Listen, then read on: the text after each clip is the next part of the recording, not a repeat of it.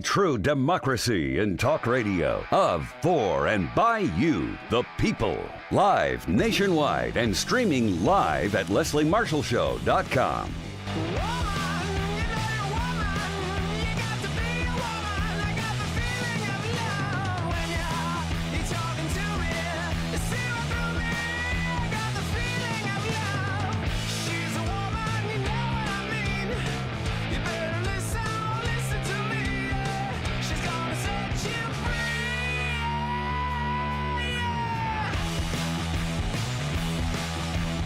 Here to set you free. How you doing? Happy Tuesday. I'm Leslie Marshall, and welcome back to the only true democracy in talk. Scott Paul, president of the Alliance for American Manufacturing, the AAM, is our guest in this hour.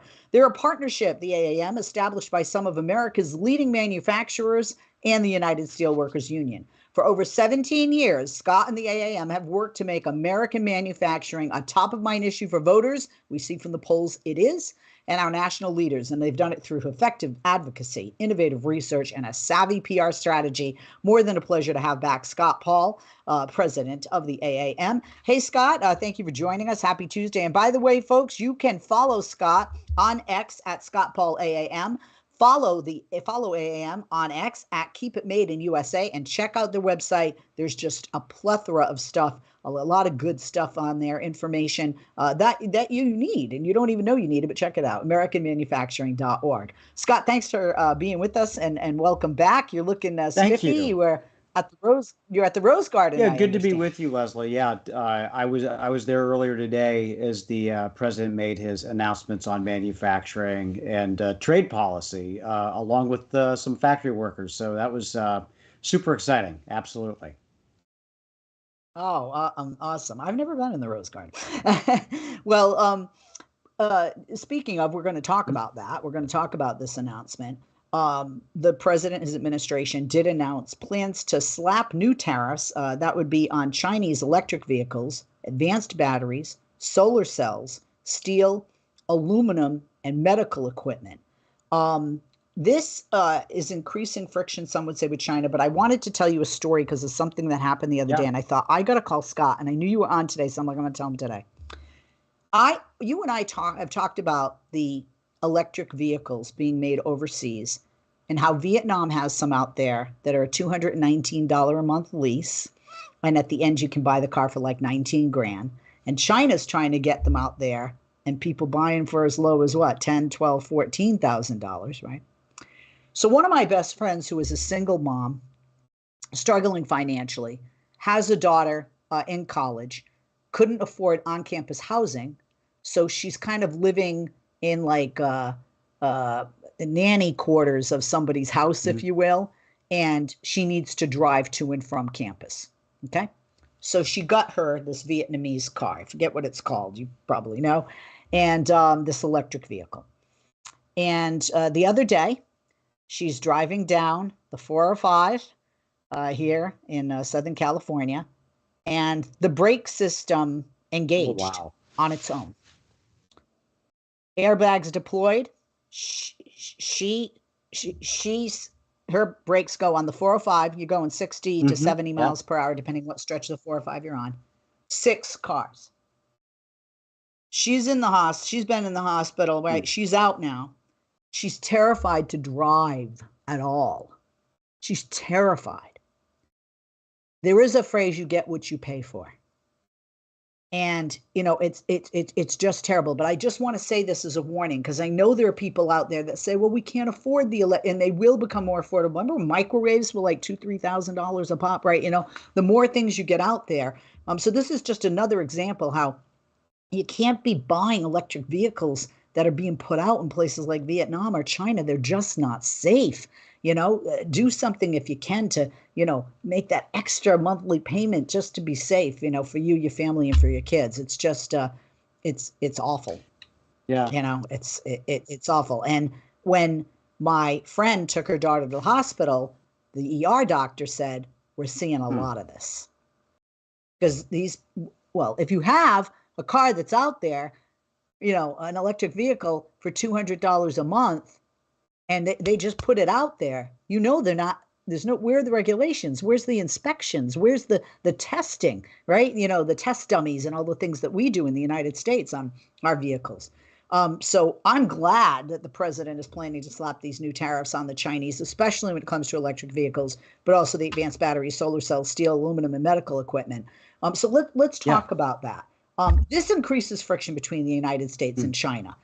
People would say this is a political move, but it isn't really, because isn't this something that Joe Biden has been talking about doing all along? Yeah, I mean, this is called getting ahead of the curve. Okay, and I think this is very important because our policy, our trade policy in particular, for the last 25 years, and look, this is Democratic and Republican, okay, has opened markets, which sounds good, but it's exposed a lot of American workers to unfair competition. You pointed out American consumers may get some low prices, but there are also, there are other consequences, sometimes tragic ones. Huge risks, yeah.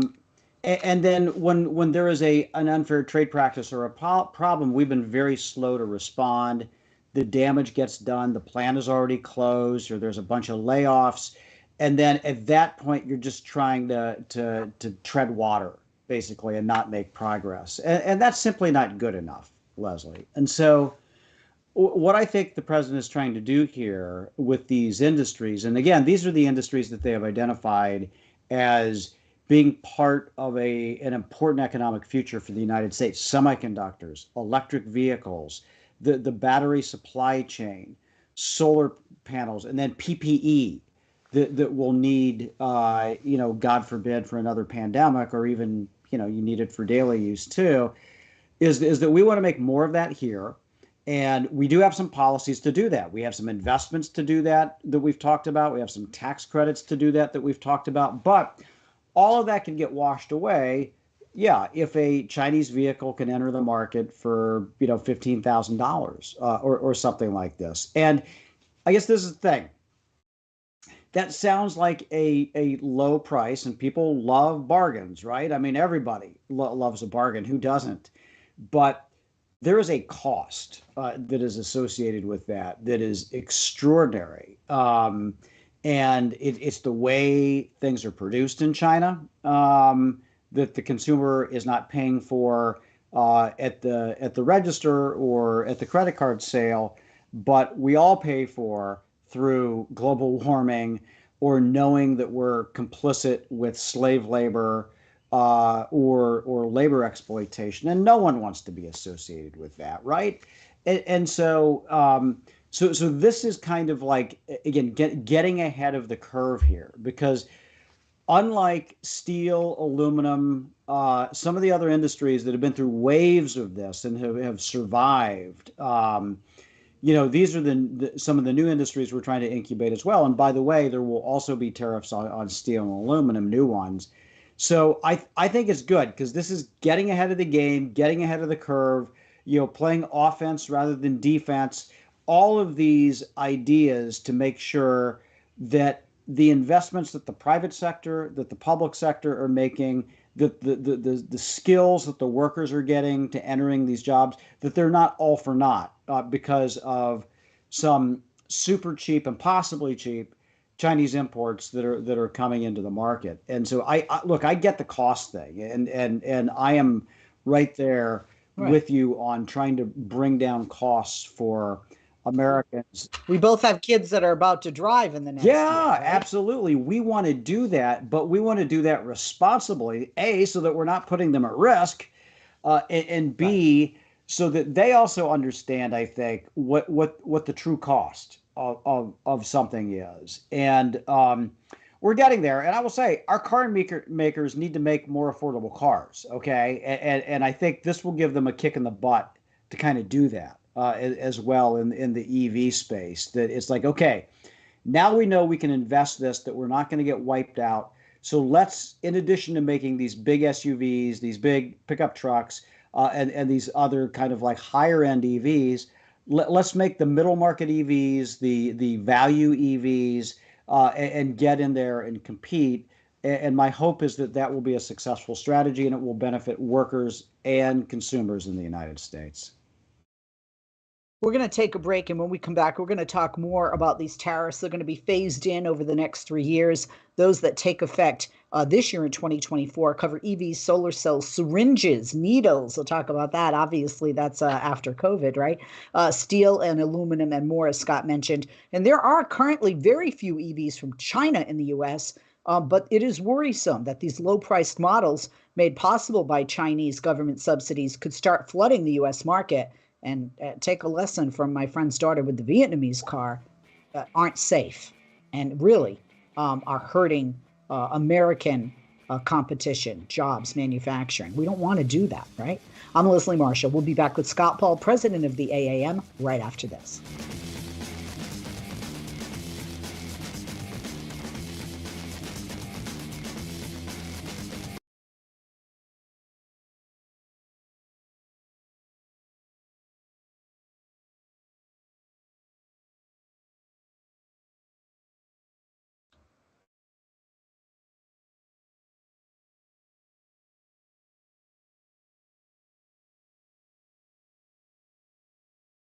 Thank you.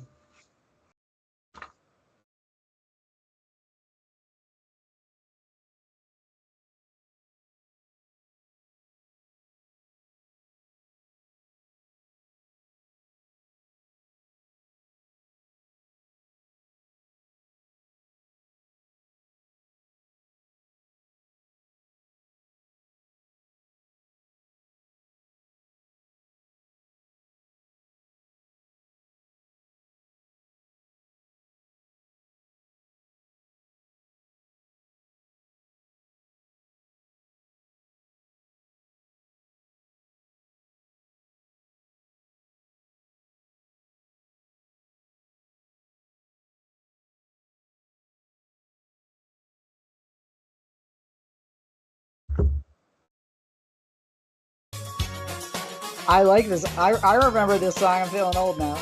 I'm ready.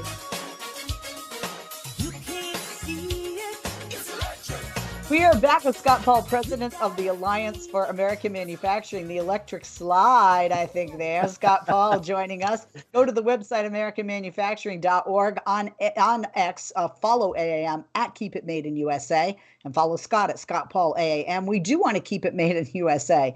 It benefits our economy. It benefits, your families, or a friend or somebody in your neighborhood who, gets their livelihood from this. It benefits manufacturing. I mean, there's just the benefits go on and on and on. Scott, thank you for holding. Welcome back. And let's talk about, there are always concerns. We have an election coming up. Economy is a huge concern, and inflation is a concern. Are the tariffs likely to have much of an inflationary impact or no, because of the way this has been structured, because it kind of titrates?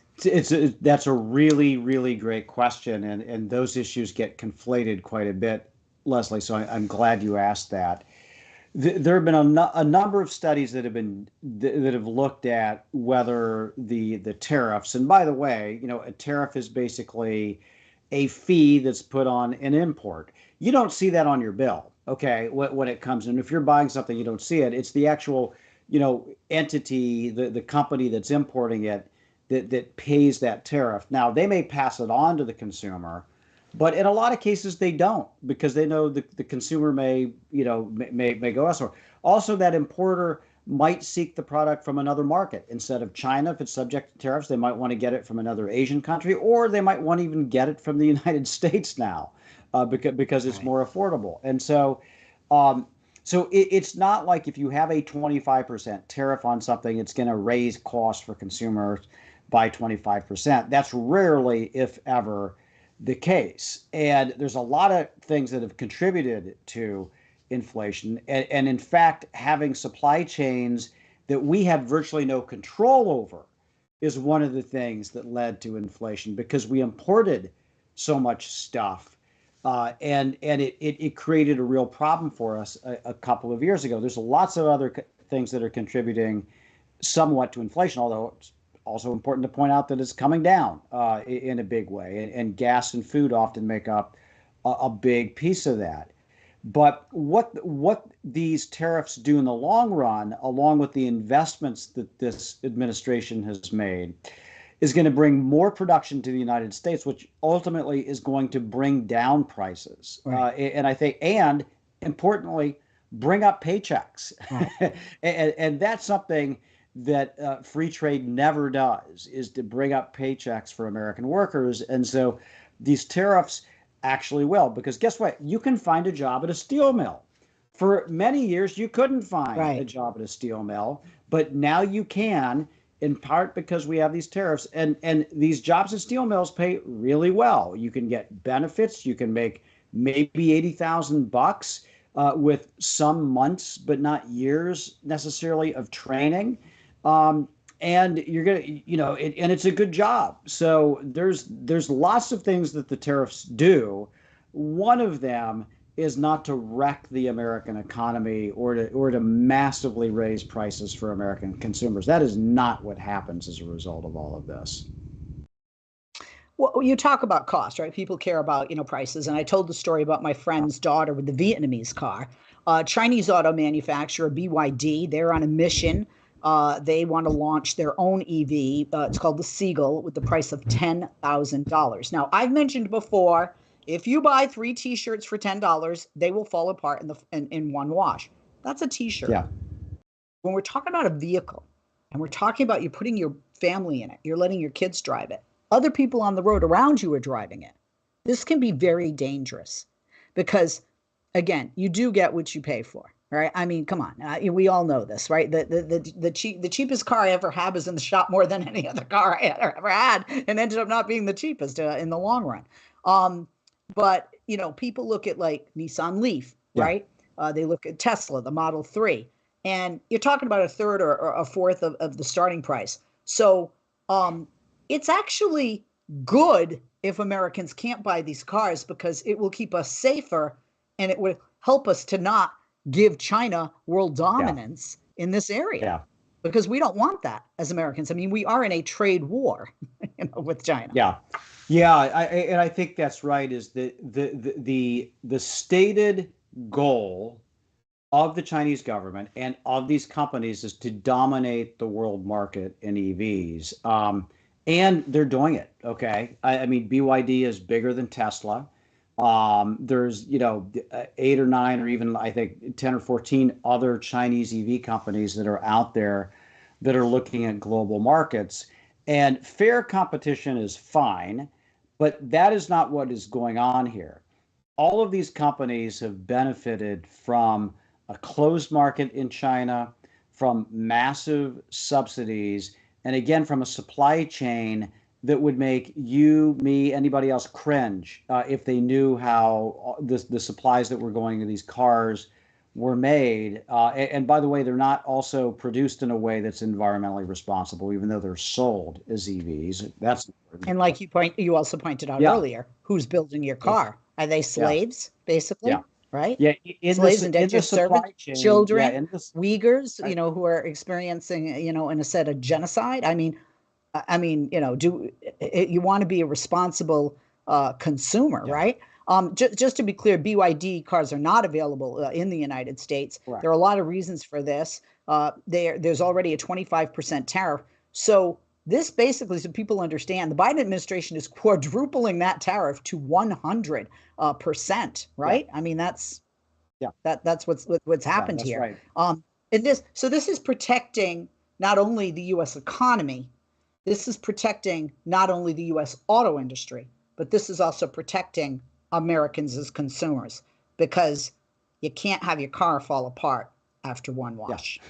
That's well put, Leslie. No, you can't. And quality is very important. And the other thing is that, and look, all car companies have safety issues from time to time. There hadn't been one that hasn't had it. The good thing, the silver lining is that if it's a company that has a lot of operations in the United States, there's more liability, there's more accountability, and there's certainly more attention and inspections that go on to try to guarantee all of this. And so I think, again, one of the reasons why the Biden administration is doing this early is the old adage, an ounce of prevention is worth a pound of cure. It's much better to get ahead of this and to say, we have seen this play out in other industries and it does not end well, than to try to clean up this mess, whether it's in Detroit or Cleveland or anywhere else that is going to see auto factories close down as these cars come in. So it is, and then just the last little piece here. I mean, China can make so many vehicles. They have way more production than they can ever consume locally. So it's like a fire sale. They're trying to sell these things on the global market because they need to. They've miscalculated. Yeah, they can't get rid of them fast enough, and there's a reason for that, sadly. We're going to take a break. We'll be back with Scott Paul, president of the AAM. Check out their website, americanmanufacturing.org. Do that during the break.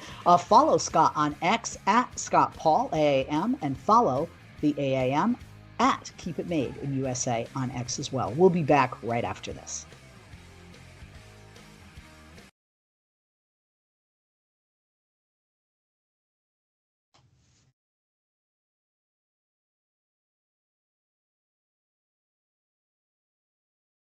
Thank you.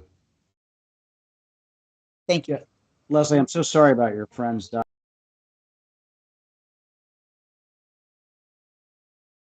What? Oh my God. Yeah. She and I were supposed to get together. And we were going back with dates and greenergadgets.org has all the info. We just enter our zip code to find a certified recycling center nearby. There are thousands of them, and new ones are being added all the time. Some of our local stores are even certified recycling locations. I like that. Did you know that some of the stuff in our old electronics could be used to make new products and conserve natural resources? Well, okay then. Let's gather them up. What was that website again? greenergadgets.org. We just enter our zip code and go.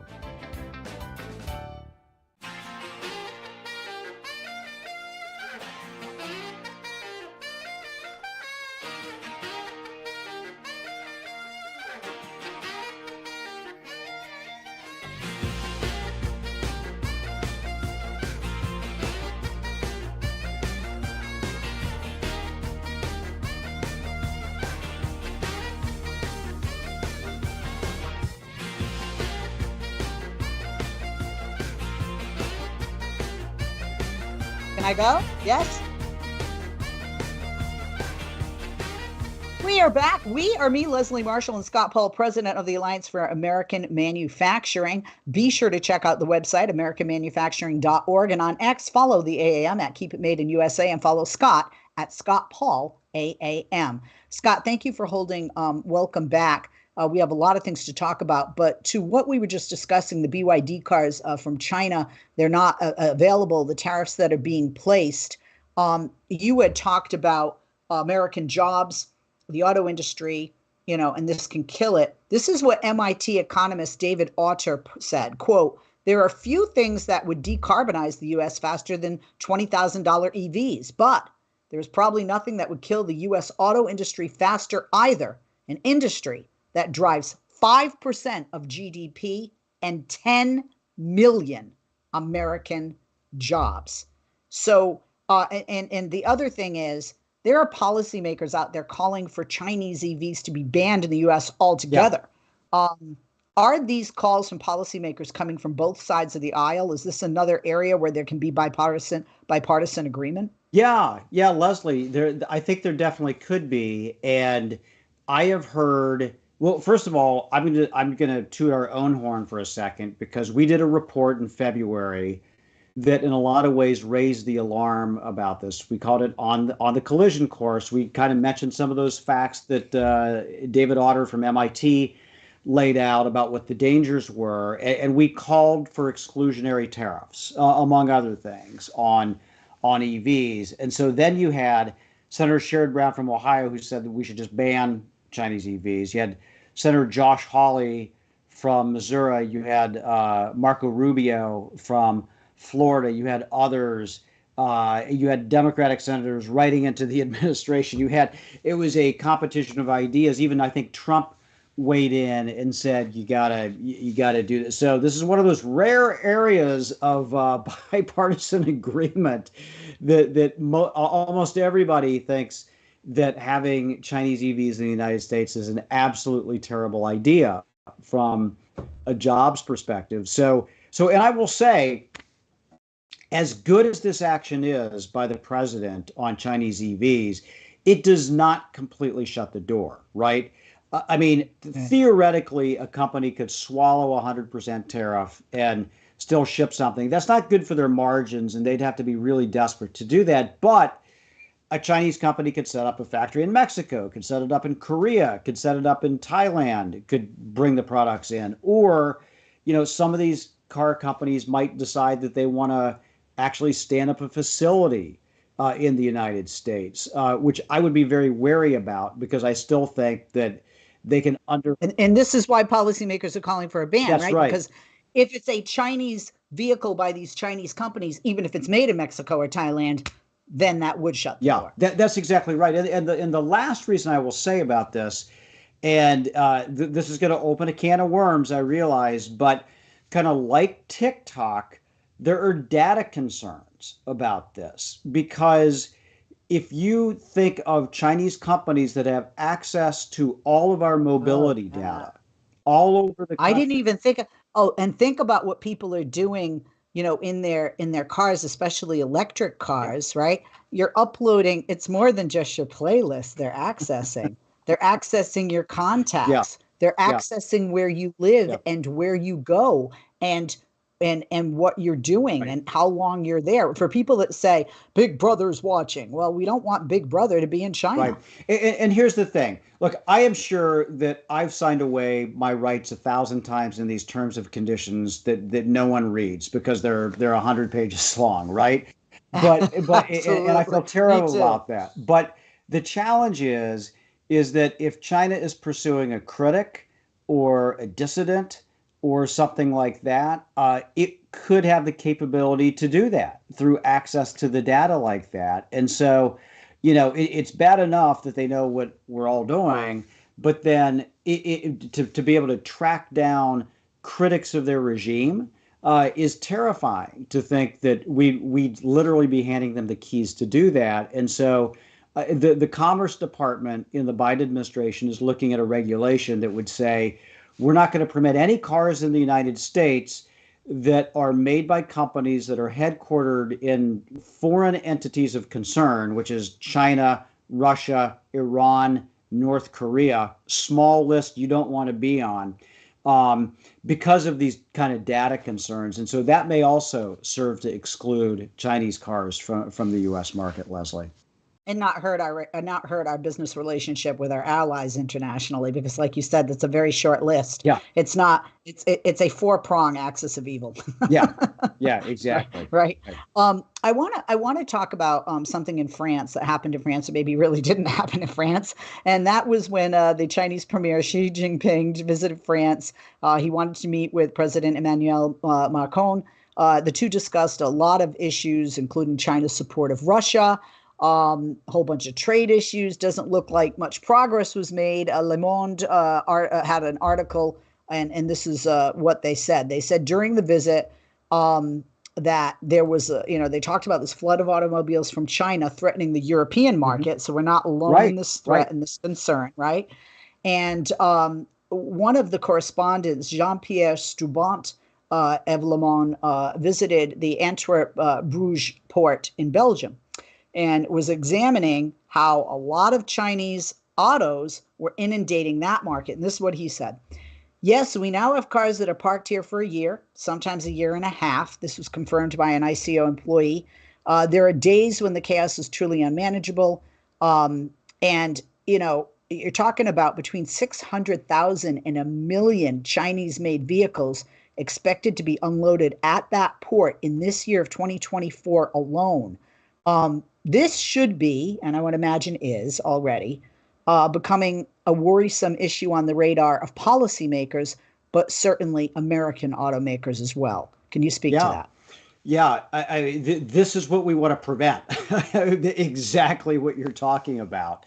And to put that into terms people can understand, I guess, that is probably the equivalent of about 3 or 4 auto factories. Okay. So if you think about it, and maybe people have passed these auto factories, maybe they haven't. I certainly have been in and passed a ton of them, but they're massive. And you think of all the people that work there, and then all of the supplies that go into that, and then all the paychecks that factory that happen in the community, all of that disappears when these cars show up, and so I think that is that is deeply disturbing. And so the EU, there are mixed opinions about this, Leslie. Some, because particularly the German companies have very close ties to a lot of Chinese companies, and they're like, well, we don't want to rock the boat too much, right, because BMW are one of the electric cars that are being manufactured in China, that's right. That's right. But Macron, who by the way is not nearly like Biden or Trump, say, on the issues of tariffs and things like that. Even Macron is like, okay, look, this has to be fair. This just is no longer fair because because of the tariff rates. We don't charge a big tariff rate for cars coming into Europe. China charges a big one for our cars trying to go into China. And so we ought to try to fix this. So I think even Macron is like, we got to do something about this. So I think that gives me some hope that there will be a coordinated response to this somehow. But Leslie, that idea of 600,000 or 800,000 cars just sitting waiting to be unloaded, and auto dealers will love to get these things because it's a way to lure consumers in. It's like, hey, do you want to buy a car for $10,000? And then people will be like, oh yeah, that actually sounds like something I can work with. So something that bothers me on this too, Scott, is that Tesla is one of the brands made the electric vehicles that are sitting there, and Audi, and all people love to talk about. Oh, Elon Musk had his headquarters in California and moved it to Texas, and then moved it back to California, which made me laugh. It's not about where the headquarters are necessarily. It's about where are the cars being built. Are we employing Americans, or are we employing Chinese, to build our vehicles? Yeah. Go ahead quickly before we take a break. I was just going to say that's a good point, and it's like, Tesla does have an operation in China. It also has some in Europe, but the good thing about the American system right now is that those cars that are made in China largely aren't coming here. Now there are some GM cars that actually come from China to the United States, but it's a relatively small number. We want to keep it at that very small number, and we want to grow that in the United States so that we're building more factories here. That's the bottom line. Yeah, when you look at the ports here in Los Angeles and Houston and Savannah, they're not overwhelmed with these Chinese imports of cars, trucks, SUVs because of these tariffs that were already placed on these Chinese-made vehicles. And we just talked about, those tariffs are going up. Not going to solve the problem for good. It's a Band-Aid. We need surgery, but at least maybe we're headed into the OR, right? We are going to take a break. We'll be back. I'm Leslie Marshall. He's Scott Paul. Don't go away. You're about to purchase a new mower, chainsaw, generator, or other piece of outdoor power equipment. You need to know how to protect it. For instance, the gasoline you put in it. I'm Chris Kaiser, president of the Outdoor Power Equipment Institute. Most gas now contains 10% ethanol, and that's okay. But some gas pumps are changing. Higher ethanol gas blends, like E15, E30, and E85, may be available at a local station, and they may be cheaper. But it's harmful and illegal to use in outdoor power equipment. And what you put in your car may no longer be safe for other engines. When getting gas, look before you pump. Price is no longer the way to choose your fuel. You have to choose the right fuel, because not having the right fuel for the right product can damage or destroy the equipment. Look before you pump. Protect your equipment. Stick with E10 or less. A consumer can find out about which fuels are appropriate for outdoor power equipment use at lookbeforeyoupump.com. If you miss Leslie on TV this week, catch up at lesliemarshallshow.com.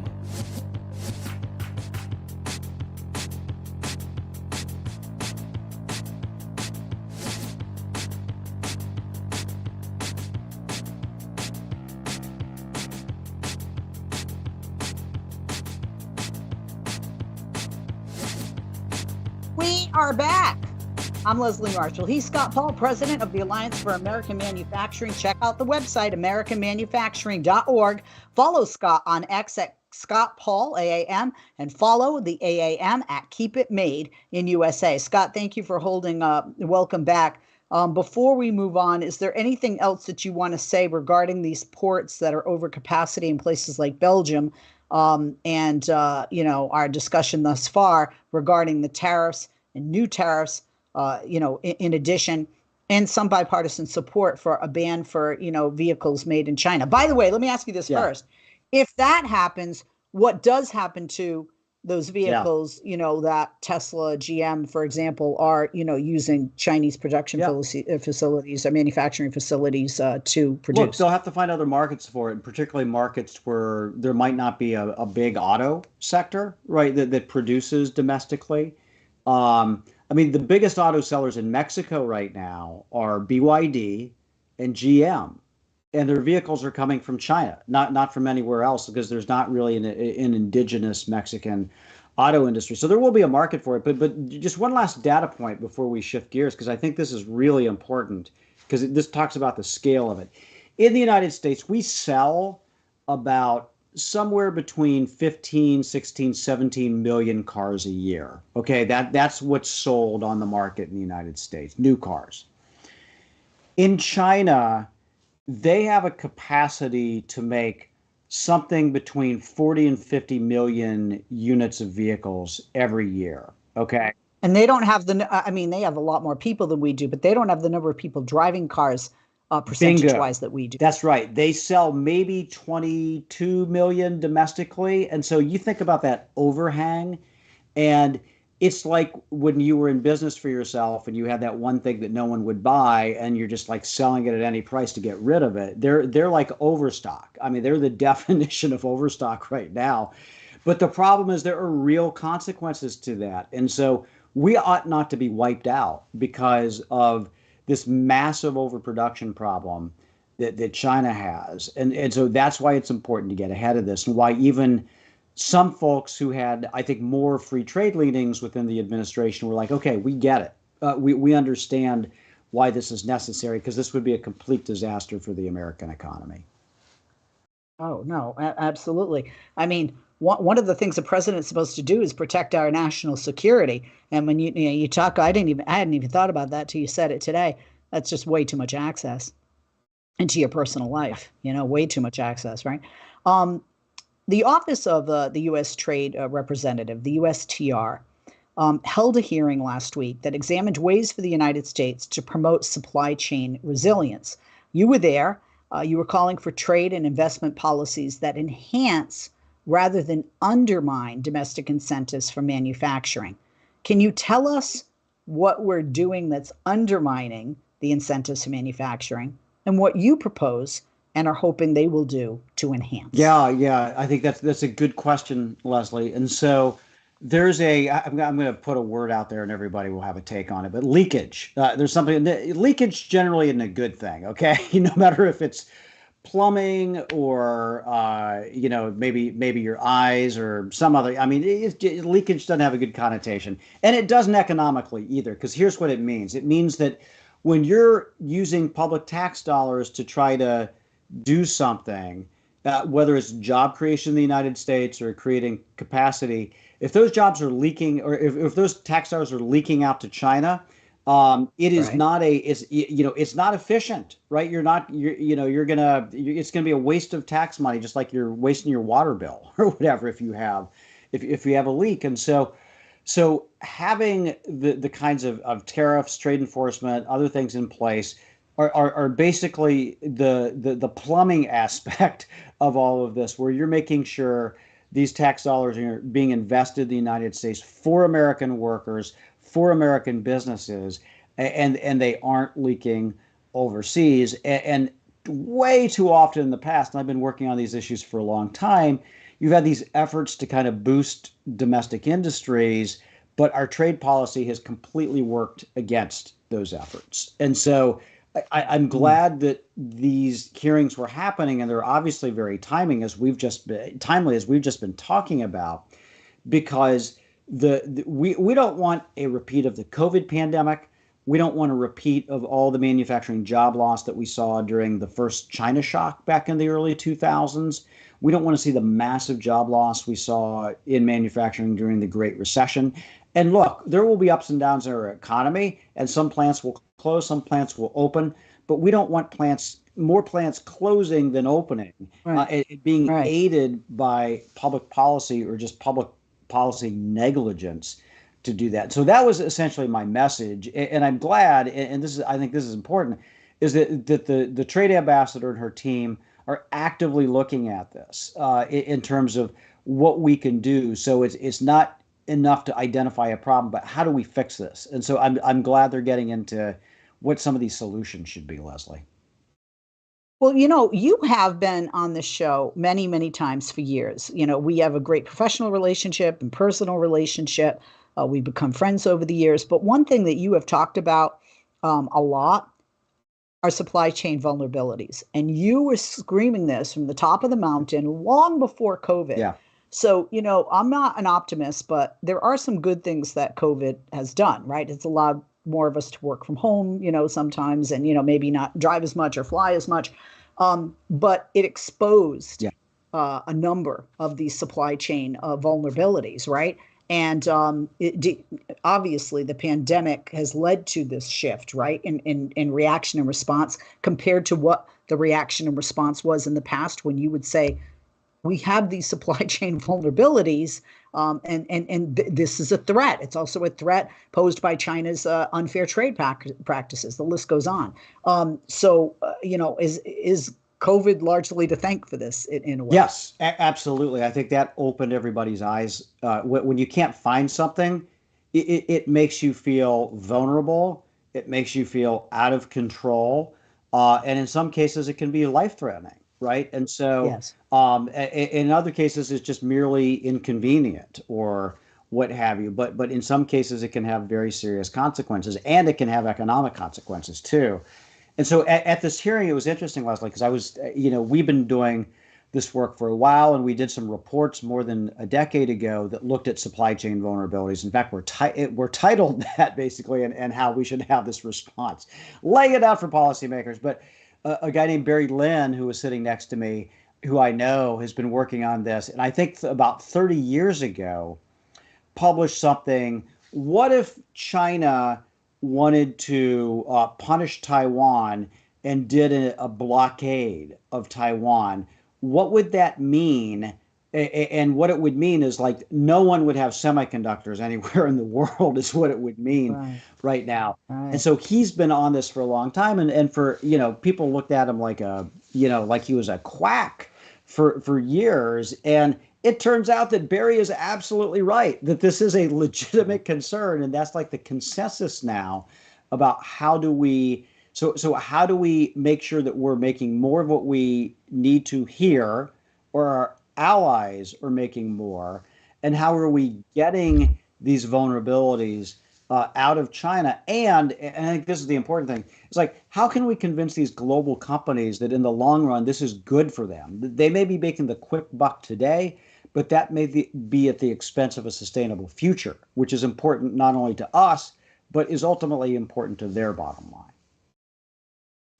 This administration, this president, is taking a new approach to trade policy. You've described it as refreshing, and it's worker-centered. Can you explain to people that don't know, specifics and inner workings, and maybe just read headlines regarding trade or infrastructure or legislation or tariffs, what a worker-centered trade policy is, and how this is a new approach and why it's refreshing? Yeah, in the simplest terms, for way too long, our corporations essentially wrote most of our trade policy. And what they wanted was zero tariffs, zero investment restrictions, and the ability to send jobs wherever they wanted. And that, obviously, we saw what the impact was in many American communities.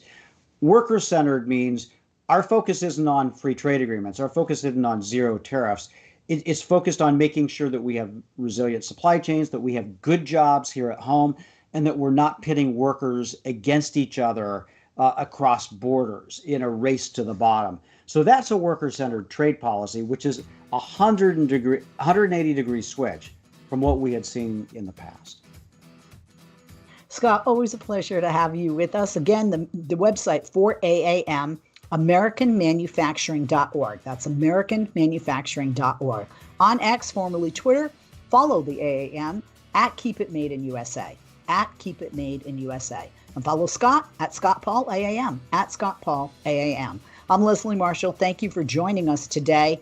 Don't buy cheap vehicles. They will fall apart after one wash, like those t-shirts. They're dangerous, and we don't want to give China, we don't want to help China become more powerful. We want to be more powerful. You got your flags out there, you say, you're proud to be an American. Well, buy American, right? I'm Leslie Marshall. Thank you for joining us. A shout out to Mark Grimaldi, our executive producer. Have a great day or evening.